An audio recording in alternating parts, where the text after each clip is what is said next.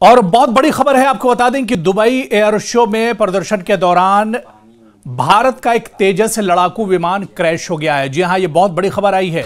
अभी तक यह साफ नहीं हो पाया कि पायलट इजेक्ट हुआ है, यानी पायलट जिस वक्त यह हादसा पेश आया उस वक्त फाइटर जेट से निकल पाया है या नहीं निकल पाया है, यह चीज अभी तक क्लियर नहीं हो पाई है। और वीडियो में आप साफ तौर पर नजर आ रहा है, आप देख सकते हैं कि आसमान में कलाबाजियां करते हुए तेजस विमान अचानक जमीन से टकरा गया और फिर जोरदार इसमें धमाका हो गया, जिसके बाद सिर्फ भीषण आग की लपटें उठती हुई दिख रही हैं। और यह तस्वीर भी आप देख सकते हैं, क्योंकि यह दरअसल एक एयर शो चल रहा था दुबई के अंदर और उस एयर शो में ही यह बड़ा हादसा पेश आया है। क्योंकि एक बड़ा एयर शो था, इस वजह से लाइव तस्वीरें भी इस पूरे हादसे की देखी गई हैं। हालांकि यह पूरी घटना 2 दिन पहले की है और अब खबरों में एक तरह से निकल कर आई है, लेकिन यह घटना कितनी दर्दनाक है यह तस्वीर आप देख सकते हैं। यह घटना दरअसल स्थानीय समय के अनुसार दोपहर 2:10 पर हुई, जब हजारों दर्शक विमान के करतब देख रहे थे। हवा में मोड़ लेते समय अचानक पायलट ने स्वदेशी लड़ाकू विमान LCA तेजस पर से नियंत्रण खो दिया और विमान तेजी से जमीन से टकरा गया। किस तरह से यह हादसा हुआ है, इस तो जांच पड़ताल का विषय है, या यह हादसा क्यों पेश आया है इस पर भी जांच पड़ताल के बाद तस्वीर साफ होगी। लेकिन इतना जरूर है, जो चीजें आप तस्वीर में देख पा रहे हैं कि दुबई एयर शो के दौरान दरअसल ये पूरी एक नुमाइश चल रही थी, जहां पर 21 नवंबर 2025 को यह नुमाइश थी और यहां भारत का तेजस लड़ाकू विमान अचानक क्रैश हो जाता है। अभी तक हालांकि पायलट या को पायलट को लेकर तस्वीर साफ नहीं हो पाई है, लेकिन इन तस्वीरों में आप देखिए किस तरह से जिस वक्त यह हादसा पेश आता है, ऐसे में ये तैयारा कलाबाजियां करते हुए तेजस विमान अचानक जमीन से टकरा गया और फिर जोरदार इसमें ब्लास्ट हो जाता है, धुएं का गुबार उठता है और पूरा का पूरा ये जो तैयारा है, लड़ाका तैयारा है, ये एक तरह से आग का गोला बन जाता है, जिसके बाद भीषण आग की लपटें इसमें से उठती हैं।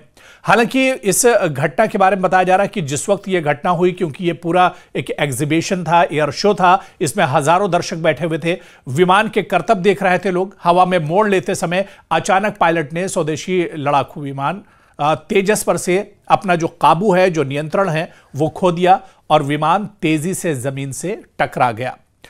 दरअसल अब इस हादसे के बाद तेजस के बारे में लोग जानना चाहते हैं। दरअसल यह भारत का तेजस HAL तेजस है, जिसे भारत में ही बनाया गया है, विकसित किया गया है। एक नई तकनीक के साथ लाइट कॉम्बैट फाइटर है ये, जिसे LCA इसी वजह से कहा जाता है। ये हिंदुस्तान के दरअसल जो इसका दिफाई निज़ाम है, इसमें एक बहुत बड़ी कामयाबी इसे माना जा रहा था। जिस वक्त तेजस हिंदुस्तान के बेड़े में शामिल किया गया था तो इसे एक बहुत मजबूत और एक ताकतवर माना जा रहा था। लेकिन आप देखिए कि इसकी कई बड़ी खूबियां हैं। तेजस को दरअसल हिंदुस्तान एरोनॉटिक्स लिमिटेड ने और DRDO ADA यानी एरोनॉटिकल डेवलपमेंट एजेंसी के साथ मिलकर तैयार किया है। और आप देखिए कि ये बहुत हल्का होता है, मल्टी रोल अदा कर सकता है, सिंगल इंजन इसके अंदर होता है और चौथी पीढ़ी यानी 4th जनरेशन का ये फाइटर जेट है। और ये फजाई लड़ाई यानी अगर आसमानी लड़ाई होती है या जमीनी हमले करना हो, निगरानी और रोकथाम करना हो, यानी इंटरसेप्शन का काम भी ये बहुत आसानी से कर सकता है, जिससे कई मिशन एक साथ ये अंजाम दे सकता है। यानी मल्टीपर्पज ये फाइटर है और ये बहुत कारगर और बहुत अहम माना जाता है। आप देखिए कि इसकी अगर खुसूसियात की हम बात करें, यानी फीचर्स की बात करें, तो ये दरअसल 1.6 तक तकरीबन 2000 किलोमीटर तक इसकी रफ्तार होती है, यानी 2000 किलोमीटर प्रति घंटा के हिसाब से यह रफ्तार भर सकता है। इसके रेंज की बात करें तो तकरीबन 3000 किलोमीटर मिशन के मुताबिक इसकी रेंज बढ़ाई और घटाई जा सकती है। इसके अलावा आप देखिए कि यह बहुत से हथियारों को अपने साथ लेकर जा सकता है, जिसमें डर्बी एंड आस्टर मिसाइलें शामिल है। R-73 एयर टू एयर मिसाइलों को यह लोड कर सकता है और लेजर गाइडेड बम को भी ये एक तरह से अपने ऊपर लेकर चल सकता है। स्मार्ट बॉम्ब्स और 23 mm GSH गन को भी ये एक तरह से संभाल सकता है और इस पर लोड की जा सकती हैं। और सबसे अहम टेक्नोलॉजी के हिसाब से ये बहुत इंपॉर्टेंट है, fly by wire system, glass cockpit composite material से ये पूरा एक तो बना होता है, जिसकी वजह से काफी मजबूत होता है, यानी आधुनिक एविएशन वाला रडार भी इसमें एक तरह से लगा होता है।